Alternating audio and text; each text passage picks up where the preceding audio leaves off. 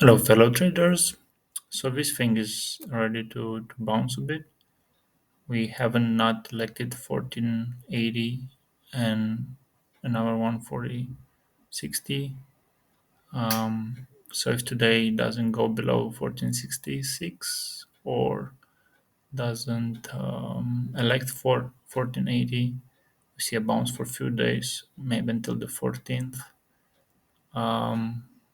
But it may be a significant one because 23 is the next reversal. So it's a risky proposition because we did not touch the weekly 1440. We did elect this one. So let's just see what today brings in because it's a direction change. And it's worth a while to look on the long term. It's not looking very well.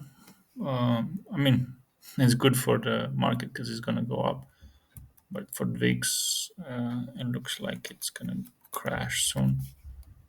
But on a daily one, we still can have a bounce, and we see this moves a little bit already now on the hourly already turned. Good luck out there.